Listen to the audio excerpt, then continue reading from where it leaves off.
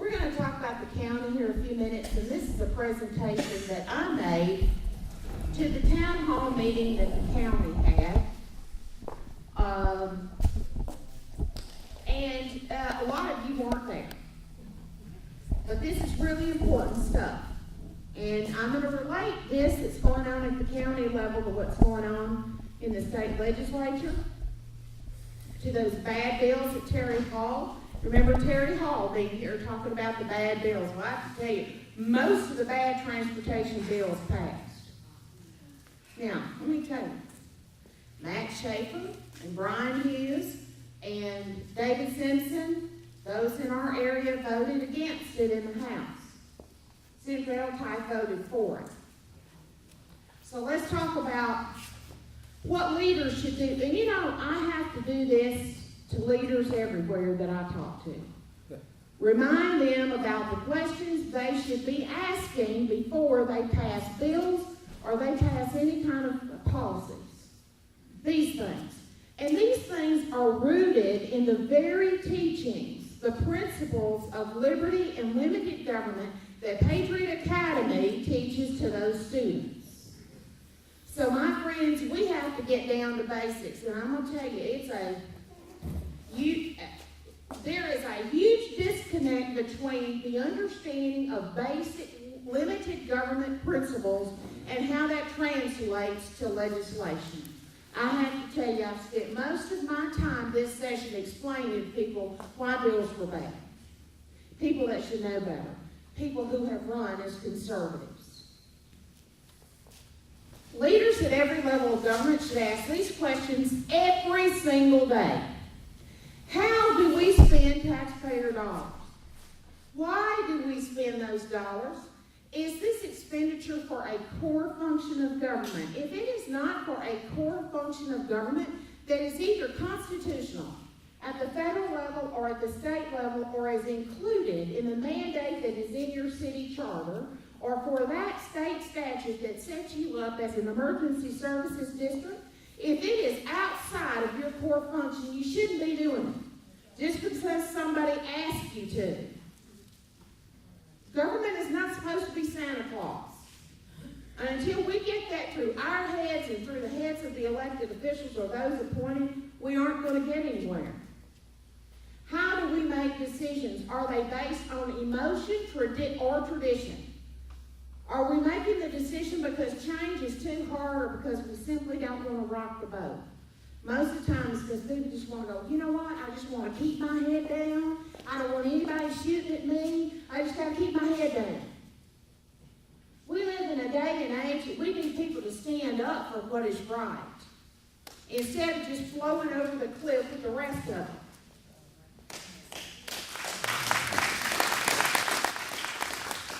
Okay, so now let's remind ourselves a core function of county government is an effective and efficient rural transportation system of roads and bridges with proper drainage systems. The problem we have is after years and years of talking about it, we still have no long-range rural transportation plan. Why are we talking about this today? This is not a sexy project. It's not a sexy topic. It's important because it costs you money, tax money. It's important because this is a core function of county government. We're talking about this because we're going to have upcoming elections. It's going to be a county judge race. Soon, very soon. There's going to be elections for county commissioner. And once I get to the end of this and I show you what the legislature's done, it's going to be our job to keep our current commissioner's court from making some bad mistakes here. Okay, so that's why we're talking about this today. Why is the lack of a plan such a big deal? Because crisis management or just getting by becomes the standard operating procedure. It's just the easiest thing to do. We'll just keep doing what we're doing. Operations become complaint-driven. If you're only responding to complaints, guess what? You're not getting anywhere.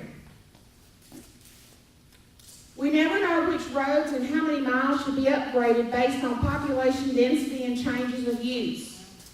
Sharon Emmert worked on this when she was county commissioner. I worked on this when I was county commissioner. We're still facing the same things. And part of the reason is because we had people in county government for the longest time that used the county road and bridge fund as a county cookie jar. You need to balance the budget, you know what? Let's just take it out of county road. If you want to buy your position up the state priority list for Loop 49, you just go ahead and give them about a little over $3 million, buy your way up that list, and you'll get a toll road for it. And that, when I'll show you that slide, you need to understand the money, the local money that was taken out of local county property taxes that went to toll 49 means your county roads didn't get fixed. And that money's never been put back, and it won't get put back. We never know how much it would cost to upgrade roads. In other words, we're flying blind. Okay, let me explain to you how many miles of road we have in Smith County. And this is important to you if you live inside the city limits. Why? Because you pay county property taxes.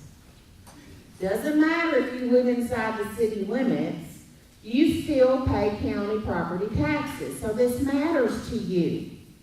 If you took the center line of every county road in the county road inventory system and you put them end to end, they would stretch from here to Las Vegas, Nevada, or from here to Buffalo, New York.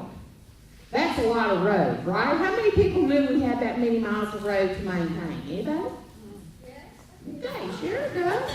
Some of y'all do because you've heard me talk about it before. But that's a lot of responsibility. Okay, so what if 60 to 65% of it is rated bad and poor? We're not getting where we need to be. Local property taxes to a state highway, and this is going to happen more and more and more because of things your state legislature has done. They are pushing the state's responsibility for state highways down to the local level because your leadership does not include transportation in the baseline budget. We are funding roads based on debt, leveraging debt. And I already told you that the governor's so aggravated with me over talking about it down there that he's gotten to the habit of calling me out by name. Good. It's getting through. Okay, so we spent $1.475 million for Loop 49 right-of-way. Okay, that's standard procedure. In a local entity, you have a state highway coming through. The county is responsible for buying the right-of-way. But here's what we aren't responsible for. Should have never been responsible for this. Oh, but yeah, right here, this right here. $2.519 million for what? Construction of a state highway. So we spent almost $4 million on a state highway project, and much to the surprise of residents, it turned out to be a 2-lane toll road. And there were even people that were on the planning committee of this, that when it opened, and by the way, as a county commissioner, it opened, Loop 49, opened in my precinct, and I did not go to the ribbon cutting. Sharon didn't either. You know why? Because we didn't support taking local property taxes to put in a state highway project. And I never will. All right? So here's what Grassroots America will support. Not this. A comprehensive long-range plan completed by a qualified independent engineer or engineering firm to identify roads or segments of roads in the need of widening and upgrading to a more durable surface due to increased population density and or use of the roadway. We will support a plan to identify bridges needing replacement and drainage projects necessary for safety and road surface longevity and durability. In Smith County, Texas, we have had so much population increase that we have county roads that have a surface that were never meant to hold up or endure the load of traffic on it. If we don't soon have a plan to figure out how many miles of roads need to be upgraded to a more durable surface, how much that is going to cost, and project it out into the future and have a long-range plan to deal with it, we aren't going to be ready for more people to move here. It's going to be bad for the growth of the county. And you're still going to be driving down really bad roads. Here's what we absolutely will not support. This. You seen a picture of this? This is called the Smith County Multimodal Facility. You will note in front of it, right here, you see this? Does this look, you know what this is? This is planned for light rail. Buses. And around here we have taxi cab stations here for natural gas taxi cabs. Wow, how futuristic of us. When we're sitting here, and I just told you 60 to 65% of our county roads are bad and poor, and what do we have? We've got a plan that looks like this. For a downtown parking garage multimodal facility that will be paid for with your tax dollars that came out of your federal tax pocket. Okay, see, this is another thing I have to tell people. I don't care if you're paying for something with federal funds that you're chasing or state funds that you're chasing or my local tax dollars. They're just coming from a different pocket, folks. There's no magic printing press for us when we balance our household budgets. There's no magic printing press for us when we're trying to keep the doors of our businesses open. But you know what? We got too many people in government who like to spend other people's money. Yep.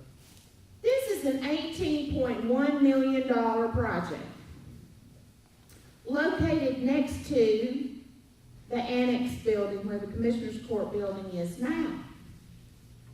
So I've had a number of people tell me that, oh, JoAnn, that's never going to happen. But we're not working on that project. Well, you know where I got all this information? I got it from a text dot PowerPoint presentation that was made in October of last year at a Transportation Commission meeting. For some reason, the people in Austin are talking about it. Somebody somewhere is working on it. And when we asked for, did an open records request for any and all documentation that would apply to that project, there were so many documents, they had to give it to me on a thumb drive. They couldn't fax it, email, and hand me copies. It was on. And so when I asked for the same amount of documentation on a long-range plan for county roads, guess what I got back? 2 documents. One was a document that I wrote for the Commissioner's Court back in 2010 as an unpaid volunteer consultant, and a ditch policy. Okay, so I proved my point to some people.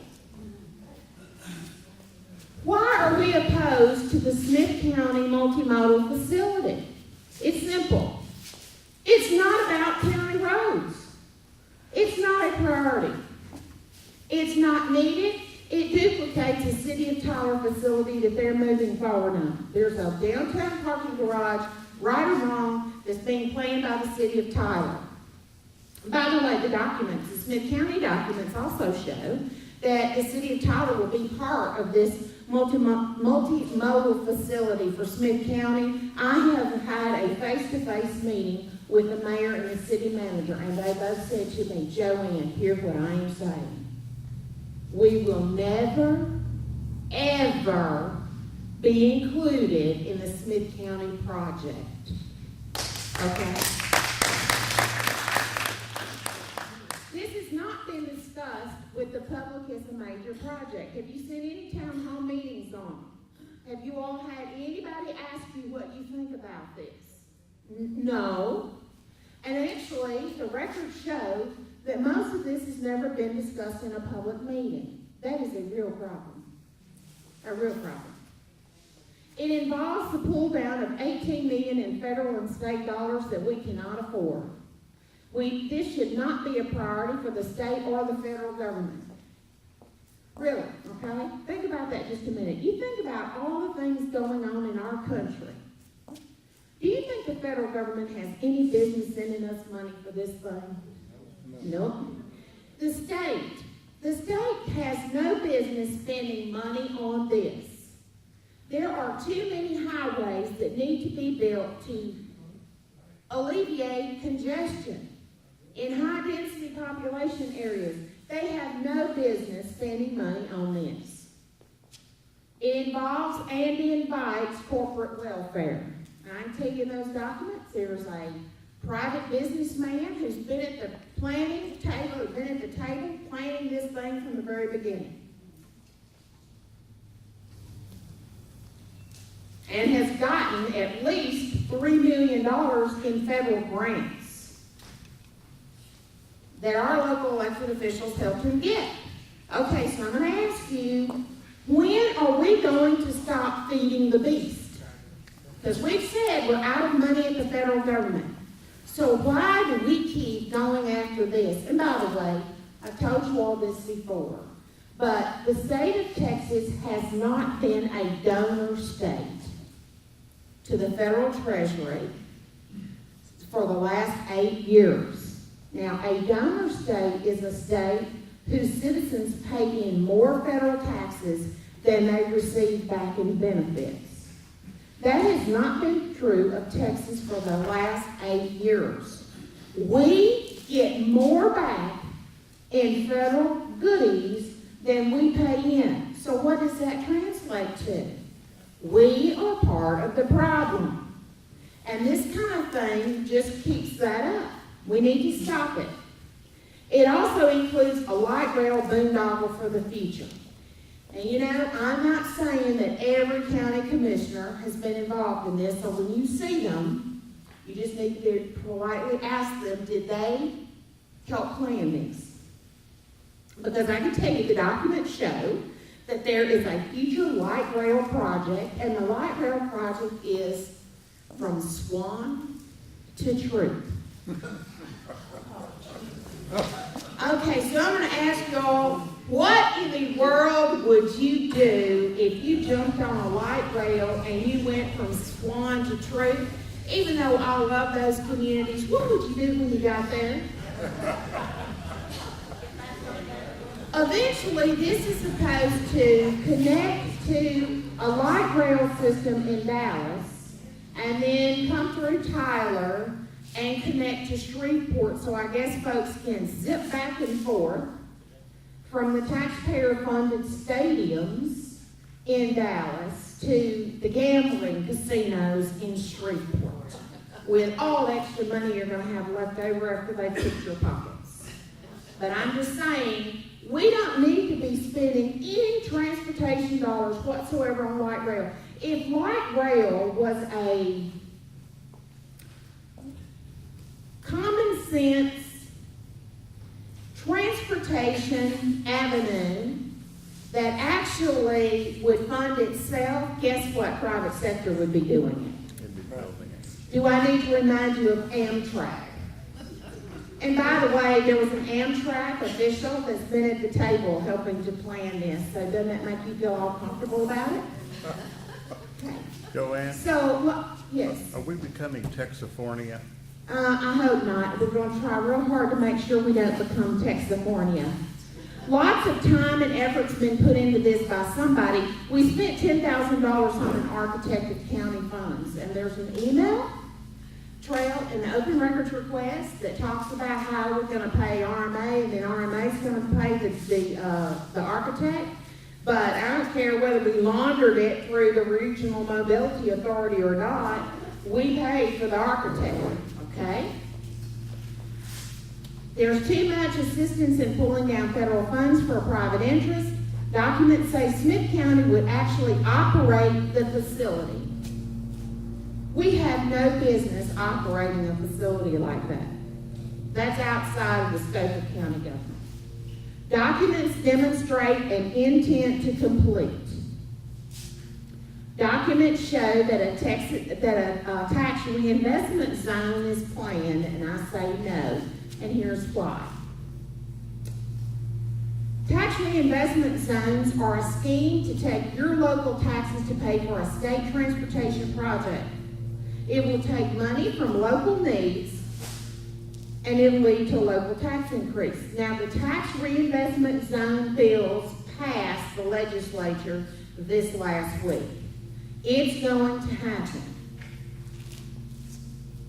The issue background on tax reinvestment zones, and why we're talking about this, because in the documentation for that mobility, that multimodal facility, it states in those documents that part of it will be paid for by the Commissioner's Court instituting a TRZ. That is a tax reinvestment zone.